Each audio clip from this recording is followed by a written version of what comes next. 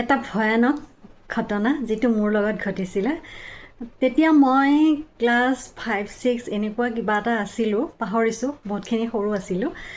মোৰ ঘৰত tuition sir আহে দেই, মোক ছাৰ এজন আহে পঢ়াবলৈ সন্ধিয়া সময়ত। সন্ধিয়া মানে অকণমান পোহৰতে আহে দেই ছাৰজন। এদিনাখন মানে ছাৰ অহাত দেৰি কৰিলে। দেৰি হোৱাত মানে মই মাক ক'লোঁ, মোৰ একেবাৰে লগতে বহুত মৰমৰ এজনী বান্ধৱী আছে, মোৰ লগত একেলগে পঢ়া, একেবাৰে তাইৰ লগত মানে আমি একদম ইজনী সিজনী নলে গলে লগা, একেলগে পঢ়া, একেলগে গা ধোৱা, একেলগে মানে ভাত খোৱা, সকলোখিনি আমি একেলগে কৰি খুব ভাল পাওঁ। সেইদিনা ছাৰ অহাত দেৰি কৰাৰ বাবে মই মানে মাক ক'লোঁ, মা মই বান্ধৱীজনী, তাইৰ নাম নকওঁ বাৰু এতিয়া, তাই চাই থাকিব, তাই গমেই পাব বাৰু। তাই ঘৰত একেলগে পঢ়িবলৈ গ'লোঁ। তাৰপিছতে মায়ে ক'লে, ঠিক আছে যা বাৰু, যদি ছাৰ আহে দেৰিকৈ হ'লেও, আহিলে মই মাতি দিম, মাতি দিলে আহিবি আৰু তই, তেনেকৈ বুলি ক'লে। তেতিয়া আছিলে সেইদিনা সন্ধিয়া, একদম মানে বহুত আন্ধাৰ ৰাতি, ঘিটমিটীয়া আন্ধাৰ, এনেকুৱা মানে সন্ধিয়া বহুত আন্ধাৰ হৈছে আৰু মানে। তাৰপিছত মায়ে মানে হাতত, তেতিয়া আকৌ লেম্প চাকিৰ দিন দেই, কিন্তু আমাৰ গাঁৱত আকৌ আমি সৰুৰ পৰাই, জন্মৰ পৰাই লাইটটো দেখিছোঁ। লাইট ফেন আমাৰ সৰুৰ পৰাই আছিলে, বহুত ঠাইত বাৰু নাথাকে, আমাৰ আছিলে। মায়ে মানে লেম্পটো লৈ পেলাই এনেকৈ, লেম্পটো এনেকৈ কাষতে লৈ আহি যায় যে, গাঁৱলীয়া তেনেকুৱা এটা ধুনীয়া দৃশ্য আৰু। মায়ে মানে চিঞৰিছে, অ' মামু, অ' মামু, টিউশ্যন মাষ্টৰ আহিছে আহ, তেনেকৈ চিঞৰিছে আৰু মোক ঘৰত মামু বুলি মাতে বাবে। তাৰপিছত মই একদম লৰালৰিকৈ মোৰ বান্ধৱীজনীক কৈছোঁ আৰু যে, খিটমিটীয়া যে আন্ধাৰ গোটেইখন, আৰু আমাৰ এঘৰৰ পৰা এঘৰলৈ দূৰেই হয়, মানে আমাৰ ৰাস্তা পদূলিবোৰ বহুত দীঘলীয়া হয়, মানে 200-300 মিটাৰমান দূৰ হয়, মানে এঘৰৰ পদূলিৰ পৰা এঘৰৰ পদূলিলৈ বহুত ডাঙৰ ডাঙৰ এৰিয়া হয় আমাৰ।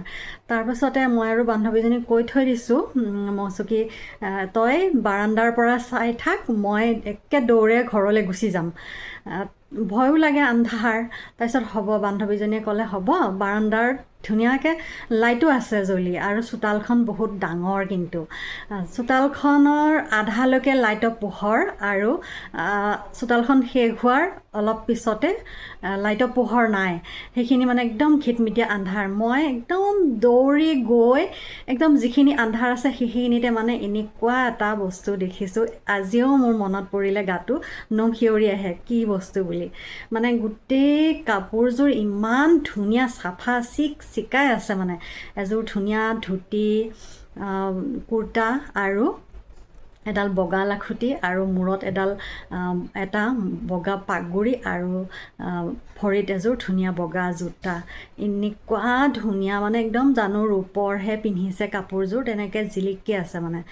তাৰপাছত মই একদম দৌৰি আহি মুখামুখি হৈছোঁ, চকুৱে চাই মই অকণমান সময়ৰ কাৰণে ভাবিছোঁ, মানে 1 ছেকেণ্ডৰ কাৰণে মই ভাবিছোঁ, পাৰ হৈ যাওঁ নে মোক মাৰি পেলাব, পাৰ হৈ গ'লে, নে মই দৌৰোঁ, উভতি আকৌ দৌৰি যাওঁ বান্ধৱীজনীৰ ওচৰলৈ, তেনেকৈ মই ভাবি মই বোলো নাই, পাৰ হৈ গ'লে মোক কিবা এটা কৰি দিব পাৰে।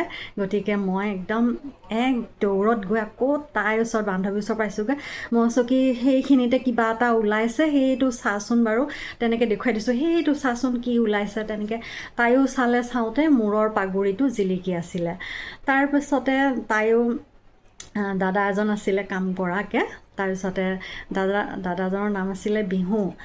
মই কৈছোঁ, বিহু খুৰা, তাতে কিবা এটা ওলাইছে, মই কিন্তু যাব নোৱাৰোঁ, বহুত ভয় লাগিছে, আচোন মোক থৈ আহ, তেনেকৈ বুলি কৈছোঁ আৰু দাদাজনে একদম দা এখন বিচাৰি ল'লে, দাখন বিচাৰি লৈ তাতে একদম চাৰিওফালে দাখন দিয়ে, তেনেকৈ কৰি দিছে, ঘূৰাই দিছে। তাৰপিছত নাই আৰু কোনোফালে সেইখিনি সময়ত। তাৰপিছত মই মানে সেই কথাটো আজিও মই ভাবোঁ, কি বস্তু আছিল বাৰু, কি দেখিলোঁ সঁচাকৈ, তেনেকুৱা আৰু। তাৰপিছত তেনেকুৱা বস্তু দেখা নাই বাৰু কোনোদিনে। কেতিয়াবা ভয় খাওঁ, নোখোৱা নহয়, সৰু সুৰা কিছুমান ভয় খাওঁ বাৰু, তেনেকুৱা আৰু। মই কাহিনীটো লিখিও ৰাখি থৈ দিছোঁ দেই, একদম সুন্দৰকৈ সেই কাহিনীটো লিখি ৰাখি থৈ দিছোঁ মই।